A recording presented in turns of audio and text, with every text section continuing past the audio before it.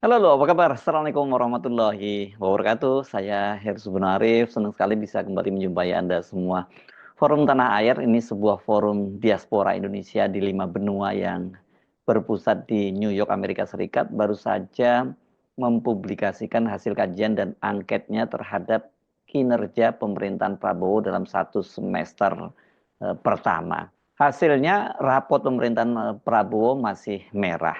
Dan kinerja buruk ini karena ditopang, bukan ditopang ya, akibat dari kinerja pemerintahan anggota kabinet lainnya, terutama para menteri dan anggota kabinet titipan dari mantan Presiden Jokowi yang jeblok. Selain itu, faktor Gibran sebagai wakil presiden yang menjadi beban berat pemerintahan Prabowo menjadi penyebab mengapa kemudian rapor pemerintahan Prabowo pada semester pertama ini merah. Karena itu Forum Tanah Air merekomendasikan semua menteri titipan Jokowi itu harus direshuffle. Menko Perekonomian Airlangga Hartarto dan Menteri ESDM Bahlil Lahadalia berada di urutan teratas, plus Kapolri Jenderal Listio Sigit Prabowo juga direkomendasikan untuk diganti. Namun kendati rapornya masih merah, yang cukup mengejutkan itu ternyata hanya 10% yang menyatakan bahwa mereka tidak punya harapan terhadap pemerintahan Prabowo itu.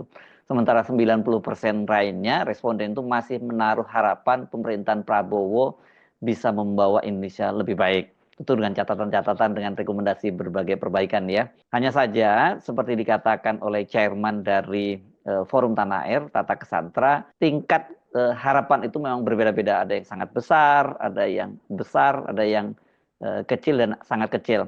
Tapi kabar baiknya yang sangat kecil itu hanya kecil saja jumlahnya, tapi yang kecil dan kemudian besar dan sangat besar itu jumlahnya lebih besar. Jadi ini riset dan kajian ini memang dilakukan ini dikombinasi ya, ini merupakan diskusi yang mendalam dengan beberapa pakar dan kemudian dilakukan penyebaran angket gitu ya. Dan secara khusus Forum Tanah Air itu membatasi ruang lingkup evaluasi kajian dan diskusi dalam 4 bidang yang dianggap sangat krusial dalam menentukan keadaan dan keberadaan bangsa dan negara ke depannya. Yang pertama berkaitan dengan hukum dan HAM, kemudian politik, ekonomi, pertahanan dan keamanan. Selain itu juga dibahas juga tantangan ekonomi yang sangat dipengaruhi oleh geopolitik dunia, perang dagang antar negara besar, dan yang itu memberi dampak langsung maupun tidak langsung terhadap kebijakan-kebijakan yang diambil untuk menjaga stabilitas ekonomi. Dalam publikasinya dilaporkan ini metode evaluasinya kajian dan diskusi. Dan ini memakai pendekatan analisa pakar atau expert judgment sesuai bidang masing-masing dalam 4 kategori yang dibahas. Metode kajian dan diskusi efektif dilakukan secara maraton dari tanggal 15 sampai 26 Maret 2025. Dan narasumber yang hadir itu mempunyai keahlian di bidangnya masing-masing. Seperti Profesor Dr. Zainal Arifin Muchtar itu dari Fakultas Hukum UGM, kemudian ada Profesor Insinyur Daniel Muhammad Rosyid MPhil PhD dari ITS Surabaya, kemudian Husnul Mariah PhD itu dari Universitas Indonesia, kemudian Dr. Antoni Budiawan MBA CMA, ini saya kira Anda cukup akrab ya, ini dari PEPS ya, kemudian Dr. Insinyur Marwan Batubara, kemudian ada juga Selamat Ginting, ini SIP MSc, ini yang jadi narasumber tetap juga di Herzbuna Point. Ada Dr. Ferry Amsari, SHMH LLM dari Sako Andalas ya, dan ada juga ahli hukum pemerintahan Dr. Anton Permana SIP MH. Diskusi itu dihadiri oleh diaspora dari berbagai negara seperti Amerika Serikat, Jerman, Swiss, Kanada, Australia, Hong Kong, Singapura, Jepang, Uni Emirat Arab, dan juga ini turut hadir koordinator Forum Tanah Air dari berbagai provinsi di Indonesia. Semua diskusi itu dipandu langsung oleh chairman dari Forum Tanah Air, Tata Kesantra. Dalam kajian dan diskusi tersebut juga dilakukan evaluasi dengan metode kualitatif untuk menjaga wawasan dan persepsi pakar dan publik yang hadir dalam pembahasan kajian dan diskusi terhadap kebijakan-kebijakan pemerintah. Selain itu juga dilakukan evaluasi dengan metode kuantitatif untuk mengukur kebijakan-kebijakan yang diambil melalui data statistik dan survei yang akan memperkuat hasil evaluasi kualitatif. Dan survei itu dilakukan dengan memberi kuesioner kepada masyarakat luas melalui anggota jaringan Forum Tanah Air yang tersebar di 5 benua dan 38 provinsi di Indonesia dari tanggal 1 sampai 4 Mei 2025. Ada beberapa pembahasan, misalnya dari hukum dan hak asasi manusia, itu berkaitan dengan kebebasan berpendapat dan kebebasan pers. Soal kasus pengiriman potongan kepala babi ke wartawan Tempo itu juga menjadi salah satu yang dibahas, karena ini dinilai sebagai upaya intimidasi akibat kritik yang tajam dilakukan oleh Tempo, dan itu teror itu dilakukan oleh pihak-pihak yang merasa terganggu oleh kritik Tempo tersebut. Nah, yang disoroti kan kasus itu sudah ditangani oleh kepolisian sampai sekarang ini belum ada kejelasannya.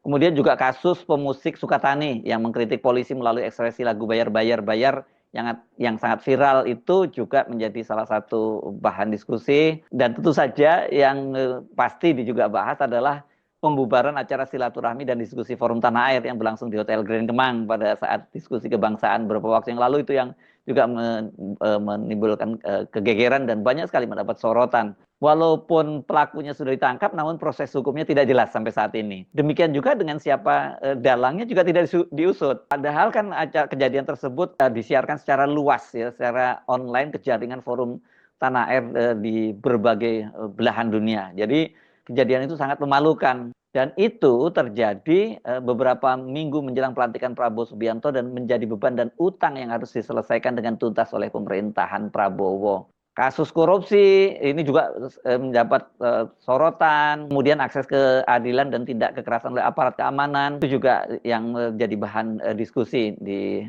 Forum Tanah Air ini. Yang juga mendapat sorotan dari sisi penegakan hak asasi manusia itu adalah ketika aparat keamanan terlibat tindak kekerasan terhadap warga sipil, termasuk kekerasan dalam penanganan protes atau demonstrasi atau peristiwa yang melibatkan pelanggaran terhadap prinsip-prinsip hak asasi manusia. Masalah konflik agraria, masalah pagar laut dan sebagainya itu juga menjadi sorotan dalam diskusi-diskusi di Forum Tanah Air ini. Dari sisi politik, yang menjadi sorotan publik itu terhadap situasi politik di pemerintahan Prabowo yang bisa dikatakan mulai sejak awal pemerintahannya, bahkan jauh sebelum kontestasi pemilu itu dilaksanakan. Ini berkaitan dengan masuknya Gibran Rakabuming Raka melalui putusan kontroversial di Mahkamah Konstitusi yang kemudian membuka jalan bagi dia untuk menjadi wakil presiden. Ya, dan ini yang kemudian menjadi beban dari pemerintahan Prabowo. Karena apa? Untuk pemerintahan Prabowo harus mengubah stigma yang melekat pada Prabowo, bahwa ini juga tidak mudah untuk mengubah stigma ini, karena dia harus mengorbankan wakil presidennya, yaitu Gibran Rakabuming Raka, untuk lengser secara sukarela atau secara terpaksa. Nah, ini kan sekarang yang paling rame ya, setelah manuver dari para purnawirawan itu. Tetapi dalam penilaian Forum Tanah Air dari diskusi-diskusi dengan para expert tadi itu, mereka menilai itu tidak ada tanda-tanda bahwa pemerintahan Prabowo itu akan melakukan langkah tadi itu yang mengamputasi wakil presidennya Gibran Rakabuming. Ini kelihatannya malah diserahkan prosesnya kepada publik gitu ya. Padahal di awal pembentukan kabinet itu pemerintahan Prabowo banyak banyak pihak yang berharap bahwa pemerintahan Prabowo itu akan membentuk kabinet zakon atau kabinet kerja. Tapi kan kita tahu kan sekarang ini kemudian banyak sekali kabinetnya itu titipan dari Jokowi, sehingga menyebabkan kabinet dari pemerintahan Prabowo itu menjadi bengkak karena disebut sebagai kabinet gemoy. Soal-soal yang lain yang mendapat sorotan, soal masalah-masalah PSN di Pantai Indah Kapuk II, kemudian juga pemerintah masih melindungi kepentingan oligarki, dan kemudian juga soal PSN yang ini merupakan barter dari pemerintahan Jokowi sebelumnya, tapi kemudian oleh para Taipan digunakan sebagai senjata untuk membebaskan lahan-lahan di luar wilayah yang bahkan sampai di luar kawasan PSN itu sendiri. Saya kira ini mengacu pada Pantai Indah Kapuk ya, kasus Pantai Indah Kapuk. Di luar itu soal kasus tabung gas, pelarangan penjualan tabung gas melon 3 kg oleh Kementerian SDM itu juga juga mendapat sorotan. Jadi ini kelihatan sangat komprehensif sekali lah ya. Saya mungkin tidak membacakan semua rekomendasinya, jadi sangat panjang ya. Tapi nanti Anda mungkin bisa menghubungi Forum Tanah Air sendiri untuk mendapatkan rekomendasi yang lebih lengkap ya. Nanti bisa saya cantumkan kontak personnya itu di bawah konten ini nantinya ya, saya akan cantumkan di situ. Saya ingin mengutip beberapa rekomendasi dan yang ini berkaitan dengan masalah ekonomi ya. Karena dalam 6 bulan pertama pemerintahan Prabowo itu pemerintahan ini menghadapi tantangan yang berat dalam bidang ekonomi. situasi ekonomi yang memang sudah menurun sejak pertengahan tahun 2024, membuat strategi, inisiatif, dan perubahan dalam kebijakan ekonomi pemerintahan Prabowo tidak banyak mempengaruhi keadaan ekonomi nasional. Dan kemudian tantangan yang dihadapi adalah penerimaan negara yang mengalami penurunan, melemahnya nilai tukar rupiah, dan daya beli masyarakat yang terus menurun. Ini kalau saya baca-baca memang cukup lengkap ini ya yang dibahas di sini, termasuk juga pembahasan RUU TNI yang sekarang juga sedang digugat di Mahkamah Konstitusi, dan kemudian juga ini berbagai topik lain menyangkut soal kepolisian. Disoroti adalah Polri, institusi negara yang harusnya netral dan tidak boleh terlibat dalam kegiatan politik praktis. Kan ini bentar lagi juga RUU-nya akan dibahas gitu ya di DPR. Nah, ini yang mereka juga memberikan catatan, ini harus jangan sampai terjadi seperti pembahasannya seperti dilakukan pada RUU TNI yang tidak melibatkan masyarakat dalam untuk mendapatkan masukan-masukannya. Nah, dari hasil diskusi tadilah kemudian ini Forum Tanah Air kemudian menyebar kuesioner.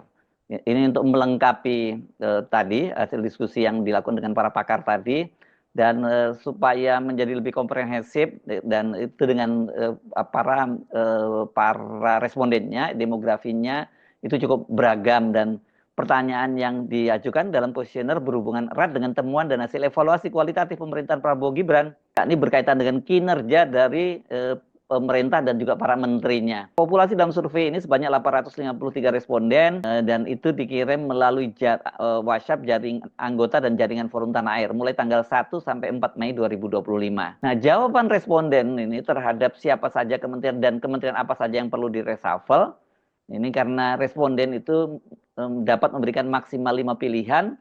Itu ternyata pilihan yang terbanyak yang harus direshuffle itu pertama adalah menteri koordinatornya, yaitu Menteri Perekonomian Airlangga Hartarto. Kemudian berikutnya Menko Pangan Zulkifli Hasan, yang C itu ketiga Menko Pembangunan Manusia dan Kebudayaan Pratikno, dan kemudian D Menko Politik dan Keamanan Budi Gunawan. Dan yang kelima adalah Menteri Menko Hukum, HAM, Imigrasi dan Pemasyarakatan Yusril Issa Mahendra. Sementara untuk lembaga dan setingkat kementerian itu yang direkomendasikan untuk dicopot adalah Kapolri Jenderal Istio Sigit Prabowo, kemudian Panglima TNI Agus Subianto, ketiga Kepala Dewan Ekonomi Nasional Luhut Panjaitan, dan keempat Jaksa Agung ST Burhanuddin, dan kelima, ini yang menarik, di Sekretariat Kabinet Teddy Indra Wijaya.